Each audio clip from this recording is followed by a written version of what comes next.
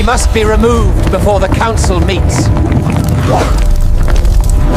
The Emperor suspects nothing. Imagine a promise. A promise so huge it could determine the fate of an entire empire. We're talking about a room filled to the brim with gold, all in exchange for a king's freedom.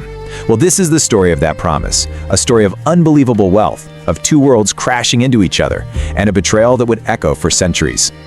These were the actual terms, and believe me, this was no metaphor. This was a formal legal contract proposed by the captive Inca Emperor Atahualpa to the Spanish conquistador Francisco Pizarro. Just think about that, an emperor's life, literally measured in tons of gold and silver. The offer was so mind-boggling, and the Spanish were so obsessed with making everything look legal, that Pizarro actually had a notary draw up an official document. Because here's the thing, this isn't a rescue story. This is the story of a monumental betrayal.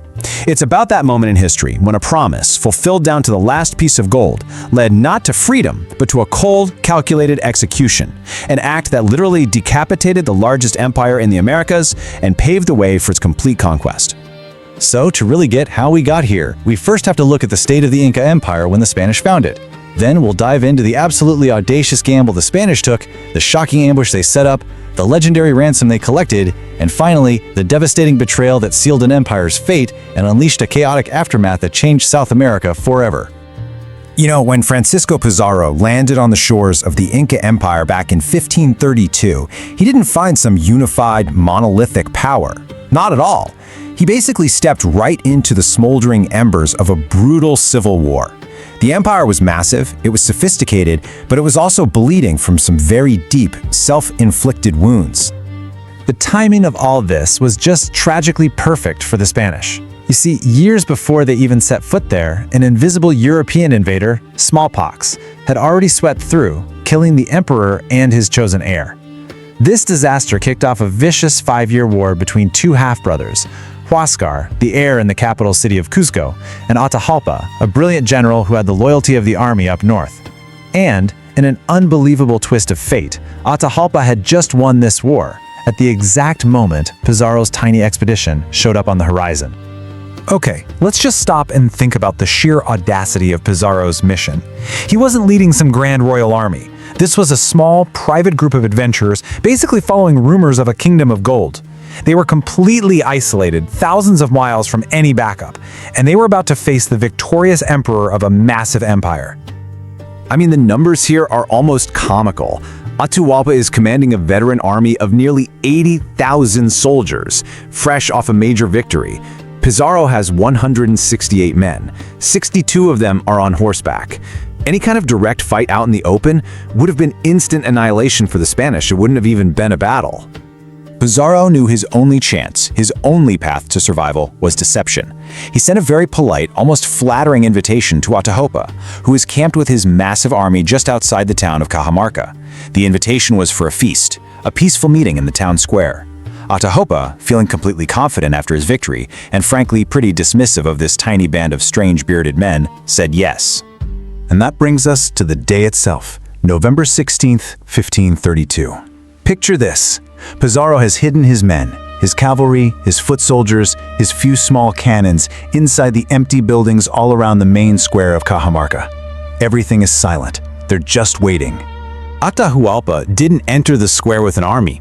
He came in a grand ceremonial procession with thousands of attendants, mostly unarmed, to show off his imperial splendor. He was met by just one person, a friar named Vicente de Valverde. The friar reads him something called the requerimiento, basically a demand that he submit to the Christian God and the Spanish king. Then he hands Atahualpa his prayer book. Now, to someone from a culture without a written language, a book is a totally alien object. Atahualpa looks at it, he even holds it up to his ear, and when he hears nothing, he just tosses it on the ground. And that was the signal Pizarro was waiting for. What happened next was a massacre of shocking efficiency. The hidden cannons roared to life, muskets fired, and 62 armored horsemen charged straight into the terrified, trapped crowd. For the Inca, who had never seen anything like horses or gunpowder, the psychological shock was overwhelming. In less than half an hour, thousands were killed. Right in the middle of this carnage, Pizarro and his men fought their way straight to Atahualpa's litter. They cut down his high-ranking bearers, who, in an act of incredible bravery, held the emperor up even as their own hands were being cut off. Pizarro himself lunged forward and grabbed the emperor, getting a small cut in the process, the only Spanish injury of the entire day. He knew Atahualpa was worth infinitely more alive than dead. So now Atahualpa is a prisoner, but he's incredibly smart. He spends his days with his captors, he even learns to play chess with them. But more importantly, he's watching them, and he quickly figures out their one all-consuming obsession, their unbelievable thirst for gold and silver. And in that obsession, he saw an opportunity. So he makes his legendary offer. He promises to fill the very room he's being held in, a room about 22 feet long and 17 feet wide, once over with gold objects. And then he'd fill that same room twice over with silver. Pizarro agreed, and they had a contract, formally drawn up and signed. This was a real legally binding agreement, a king's wager for his own life. And Atahualpa was true to his word. On his command, a literal river of treasure began to flow from every corner of the empire. We're talking priceless, sacred artifacts, golden statues from the Temple of the Sun in Cusco, silver ornaments, ceremonial vessels, all carried to Cajamarca. The Spanish just watched in amazement as the room filled up. Then, in an act of incredible cultural destruction, they melted almost all of it down into plain metal bars, destroying centuries of history just for the raw material. By July of 1533, the ransom was paid, the contract was fulfilled. But freedom, well, it never came. By now, more Spanish reinforcements had arrived, and paranoia was setting in. Many of the conquistadors started arguing that releasing Atahualpa would be suicide, that he'd just go raise his massive army and wipe them out. So, faced with a choice between honor and survival, Pizarro made his decision. He broke his sacred, notarized oath. To make this betrayal seem legitimate, Pizarro put Atahualpa on trial. The charges were just bizarre. They were applying 16th century Spanish law and morality to a sovereign ruler from a totally different world. He was accused of idolatry for worshiping his own gods, of fratricide for winning the civil war against his brother, and, ironically, of treason for supposedly plotting against the very men who were legally holding him captive. The trial was a complete farce, rushed through in a single night. There's even evidence that the interpreter deliberately twisted Atahualpa's testimony against him. The verdict, of course, was never in doubt. Atahualpa, the son of the sun, was sentenced to be burned alive. Now, for an Inca, being burned was a fate worse than death. Their entire belief system revolved around preserving the body through mummification so the soul could pass into the afterlife. To be burned meant total oblivion, the complete destruction of your soul. So in his final moments, the friar offered Atahualpa this terrible choice: convert to Christianity, and they would mercifully change his sentence to death by garrote, strangulation, which would at least leave his body intact. Faced with the annihilation of his very soul, Atahualpa relented. On the evening of July 26, 1533, in the very same square where he had been captured, he accepted baptism and took the Christian name Francisco. Then he was tied to a stake and publicly strangled to death. The emperor was gone. The execution of this Sapa Inca wasn't just the death of a man. It was the decapitation of an empire. You have to understand, the entire political, military, and religious structure of the Inca world revolved around the divine figure of the emperor.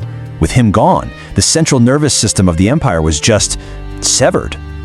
Chaos erupted almost immediately. Pizarro tried to control things by installing one of Atahualpa's younger brothers as a puppet ruler, but the illusion of legitimacy was shattered. The road to the imperial capital of Cusco was now wide open for the taking.